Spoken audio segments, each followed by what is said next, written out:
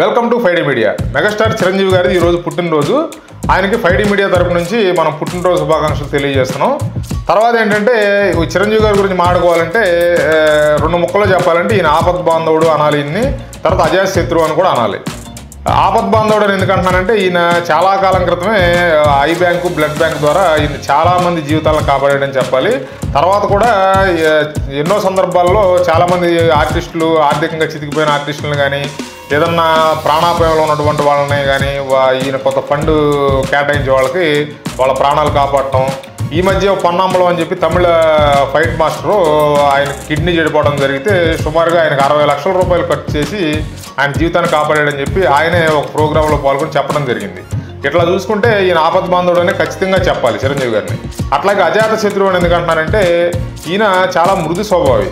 గతంలో తెలుగు ఇండస్ట్రీలో చాలా కాంట్రవర్సీలు చూసాం, కానీ ఆ కాంట్రవర్సీ మీద చిరంజీవి గారు స్పందించే విధానం చాలా మృదుత్వంతో ఉంటుంది, చాలా సున్నితంగా ఆయన స్పందిస్తూ ఉంటారు. దీనికి సంబంధించి కొన్ని ఉదాహరణలు చూసుకోవాలంటే గతంలో మోహన్ బాబు కొన్ని కాంట్రవర్సీ కామెంట్ చేసినప్పుడు కూడా ఈయన సైడ్ నుంచి పెద్దగా స్పందించలేదు. తర్వాత రోజా కూడా ఈయన్ని చాలా దారుణమైన విమర్శలు చేసినప్పుడు కూడా ఈయన సైడ్ నుంచి చాలా సున్నితంగా స్పందించమని మీడియా అడిగినప్పుడు చాలా సున్నితంగా తిరస్కరించడం జరిగింది. అట్లా చూసుకుంటే ఈయన అజాత శత్రువు అనే చెప్పాలి. అంటే ఈయన ఎవరిని శత్రువులుగా భావించడో, మరి ఈయన ఎవరన్నా శత్రువుగా భావిస్తే గత ఎన్నికల్లో జరిగిన పరిణామాలు మనం చూసాం కాబట్టి ఈయన శత్రువుగా ఎవరన్నా భావిస్తే వాళ్ళకి ఏం జరుగుతుంది అనేది కూడా మనకు అర్థమవుతుంది. ఈ అజాత శత్రువు అనే పదం గురించి ఒకసారి కనుక మనం చూస్తే శ్రీకృష్ణుడు కౌరవ సభలో ఈ అజాత శత్రువు అనే పదాన్ని వాడినట్టుగా చెప్తారు.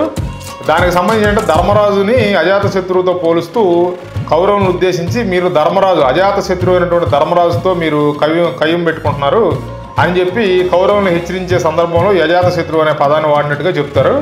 ఇక్కడ కూడా మనం గత ఎన్నికల్లో కూడా చూస్తే చిరంజీవి గారితో అప్పుడు ఉన్నటువంటి ప్రభుత్వం వైఎస్ఆర్సీపీ ప్రభుత్వం కయ్యానికి కాలు దూవింది. కానీ ఏ సందర్భంలో కూడా చిరంజీవి గారి సైడ్ నుంచి ఎటువంటి ప్రకటన, ఎటువంటి వీళ్ళని ఖండిస్తూ కానీ లేకపోతే వీళ్ళ మీద దాడి చేస్తూ కానీ ఆయన సైడ్ నుంచి ఎటువంటి ప్రకటనలో చేయలేదు, ఆయన ఎప్పుడూ రెస్పాండ్ అవ్వలేదు. కానీ వీళ్ళ సైడ్ నుంచి మాత్రం ఎవడైనా నోటికి వచ్చినట్టు వాడు మాట్లాడుతూ ఉండేవారు. వైఎస్ఆర్సీపీకి సంబంధించిన నాయకులు కులాలను కూడా ప్రయోగించేవారు. అంటే చిరంజీవి గారు కాపు కులస్తుడు కాబట్టి ఈ వైఎస్ఆర్సీపీలో ఉన్న కాపు నాయకులతో చిరంజీవి గారిని తిట్టించడం, పవన్ కళ్యాణ్ గారిని తిట్టించడం, ఈ రోజా అయితే బండబూతులు తిట్టడం ఇట్లాంటి కార్యక్రమాలన్నీ చేసేవారు. ఈ అజాత శత్రువుతో శత్రుత్వం పెట్టుకుంటే ఏమవుద్ది అనేది వాళ్ళకి గత ఎన్నికల్లో చిరంజీవి గారి ఫ్యాన్స్, చిరంజీవి గారి అభిమానులు రుచి చూపించారు. కాబట్టి ఏంటంటే మన చిరంజీవి గారిని అజాత శత్రువు అని ఒప్పుకుని తీరాల్సిందే. Thanks for watching.